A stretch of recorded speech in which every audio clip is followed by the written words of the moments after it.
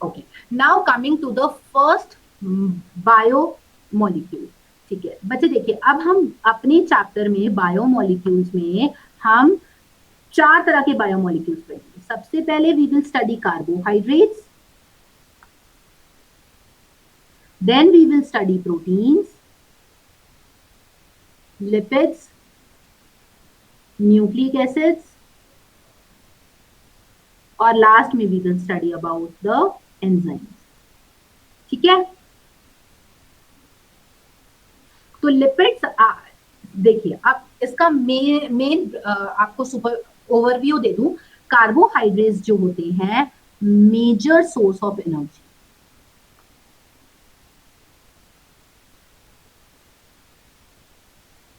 आपने सुना होगा हम लोग बोलते हैं कार्ब्स, कि कार्ब्स खा रहे हैं, वी रिक्वायर कार्ब्स। तो why do we require carbs? Because carbs provide the major source of energy.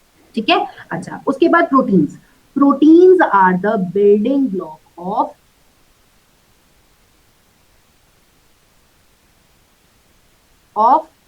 The body. मतलब हमारी बॉडी में, अच्छा फॉर एग्जांपल आप देख लीजिए, हम इलास्टिक फाइबर्स, कोलेजन फाइबर्स के बारे में बात करते हैं, रेटिकुलर फाइबर्स के बारे में बात करते हैं। So these fibres are actually made up of proteins, जैसे you can say elastin protein, reticulin protein, collagen protein, है ना। So these are the building blocks of body. ठीक है ना। Okay, then lipids. बच्चे देखिए, लिपिड्स क्या होते हैं? Actually they provide more energy than carbohydrates, लेकिन लिपिड्स हमारी बॉडी में तभी यूटिलाइज होते हैं when we are less on the carbs diet. अब जैसे बच्चे, इसी वजह से आपने सुना होगा, हमने ये पहले भी डिस्कस किया था, कि जो ओबीस पीपल होते हैं उनको डाइटिशियंस रिकमेंड करते हैं कि they should cut their carbs in the diet. मतलब डाइट में उनको अपने कार्बोहाइड्रेट इंटेक कम करनी चाहिए। क्यों? क्योंकि बच्चे अगर वो कार्बोहाइड्रेट्स नहीं कंज्यूम करेंगे तो बॉडी में जो फैट एक्यूमुलेशन है वो बर्न होगा, क्योंकि बॉडी को एनर्जी तो चाहिए। तो बच्चे अब अगर उसको कार्बोहाइड्रेट नहीं मिल रहा तो it will start you can say utilising the energy by breakdown of these fats. ठीक है ना। यस यस बच्चे, lipids and fats are same. हाँ जी। फिर उसके बाद बच्चे nucleic acid. Nucleic acid is generally forming the DNA and RNA. ठीक है, समझ में आया? यस वैष्णवी, ठीक है। हाँ जी, अस्तित्व, शाश्वत, अस्तित्व। एंड बच्चे Yash was also asking about something. जो होंगे दे प्रोवाइड मेजर, देखिए मेजरली लिपिड्स जो होंगे they provide insulation, major insulation and maintenance of body temperature.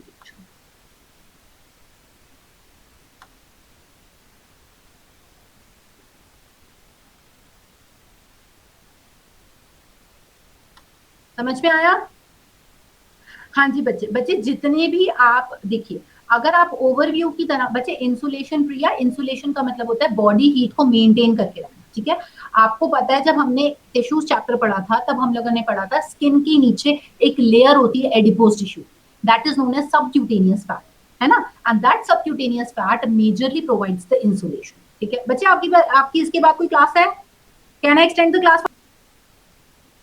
अच्छा अच्छा, okay okay. Is not a lipid, glycogen is a type of carbohydrates. ठीक है, it is a form of complex carbohydrates. ठीक है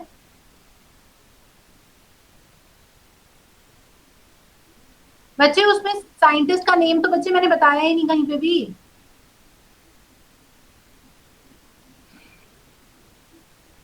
और ना वो जरूरत है आपकी क्लास में।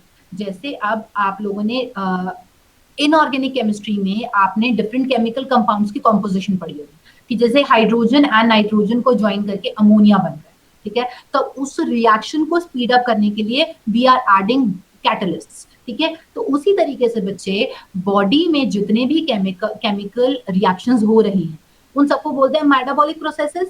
तो जैसे मेटाबॉलिक प्रोसेस मतलब डिफरेंट मेटाबॉलिक प्रोसेसेस हैं। ठीक है, बॉडी में रेस्पिरेशन हो रही है या फिर आपका हो फोटोसिंथेसिस हो रही है प्लांट्स में, they all are metabolic reactions. ठीक है, तो those biochemical reactions also require biocatalyst. तो those biocatalyst are nothing but the enzymes. ठीक है, नो बच्चे, they are not opposite of catalyst, they are the same, they are performing the same function as catalyst, but they are present inside the body.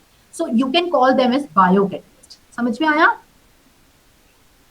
बच्चे? Building blocks means it is actually helping in the structural formation of the body. ठीक है, अब जैसे body में muscles है, muscles are made up of actin and myosin. ठीक है, muscles में एक्चुअली मायोफिलामेंट्स ही हैं, मायोफिलामेंट्स में दो तरह के प्रोटीन्स हैं, एक्टिन एंड मायोसिन। बॉडी में बोन्स बहुत ज्यादा है, बोन्स में कौन सा प्रोटीन है? ओसिन प्रोटीन। कार्टिलेज है, कार्टिलेज में कौन सा प्रोटीन है? Chondroitin protein. अगर हम कनेक्टिव टिश्यू की बात करें तो कोलेजन फाइबर ज्यादा है जिसमें कोलेजन प्रोटीन है। ठीक है, इलास्टिन प्रोटीन इज दैट। ठीक है, समझ में आया बच्चे? इंसुलेशन का मतलब होता है कि कोई ऐसी चीज जिससे जिससे हीट ट्रैवल नहीं हो पा रही दूसरी रीजन में।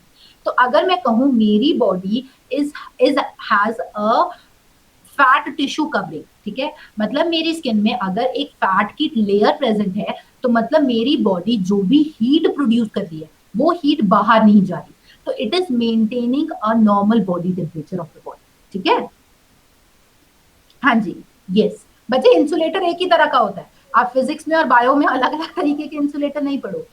ठीक है पुष्पेंद्र, बच्चे बायो कैटलिस्ट का मतलब होता है a chemical compound which is increasing the speed of any chemical reaction। हमारी बॉडी में जितने भी केमिकल रिएक्शंस हो रहे हैं they are known as metabolic reactions, और उन सब मेटाबॉलिक रिएक्शंस की स्पीड अप होने के लिए वी रिक्वायर बायो कैटलिस्ट। समझ में आया? ठीक है, अच्छा अब बच्चे देखिए, अब इसके बाद बात आती है हमारे पास, अब देखिए मेटाबॉलिक रिएक्शंस हमने अभी बात करी। मेटाबॉलिक रिएक्शंस का मतलब है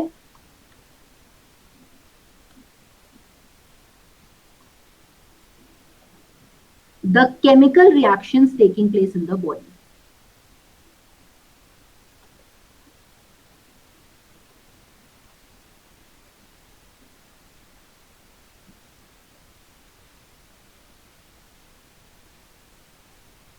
ठीक है, अब chemical reactions inside the body, ठीक है, this is known as metabolic reaction. तो इसका मतलब बच्चे हम लोग इनको कह सकते हैं the components which are taking part are known as metabolites. हम कह सकते हैं इस चीज को कि all the components which are taking place, बच्चे हम लोग ह्यूमन बॉडी में जितने भी एंजाइम्स की बात करेंगे they will be acting as they will be increasing the speed of reaction.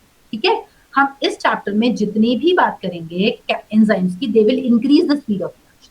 ठीक है, अच्छा अब देखिए, तो अब जितने भी कंपोनेंट्स केमिकल रिएक्शन में यूज हो रहे हैं या जितने भी प्रोडक्ट्स फॉर्म हो रहे हैं they will be known as metabolites, right, है ना? ठीक है, तो बच्चे metabolites are of two types. metabolites, these are of two types। ठीक है, metabolites can be primary and secondary।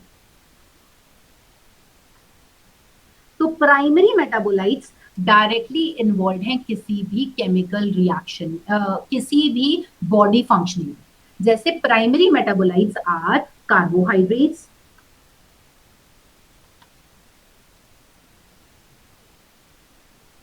अब बच्चे मेटाबोलाइट जरूरी नहीं है सिर्फ प्रोडक्ट ही हो, it can be substrate also, मतलब जो भी सबस्ट्रेट है या प्रोडक्ट है, जो भी कंपोनेंट किसी भी मेटाबॉलिक रिएक्शन में यूटिलाइज हो रहा है they are known as metabolites. समझ में आया बच्चे? Metabolites are all the substances which are taking place in the any biochemical reaction. समझ में आया?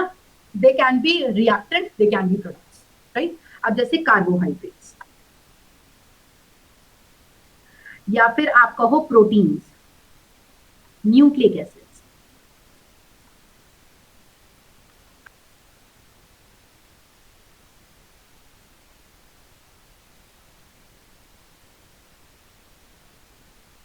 बात करते हैं। ठीक है, तो gums or resins are actually the waste material, ठीक है, which is given out by any plants. समझ में आया? तो देखिए बच्चे, there is a list of secondary metabolites which is obtained generally from the plants। अब जैसे पिगमेंट्स, पिगमेंट्स में कैरोटीनॉइड्स, एंथोसाइनेंस, ठीक है, anthocyanins and carotenoids. Now these pigments are providing coloration to the plants। ठीक है ना? These are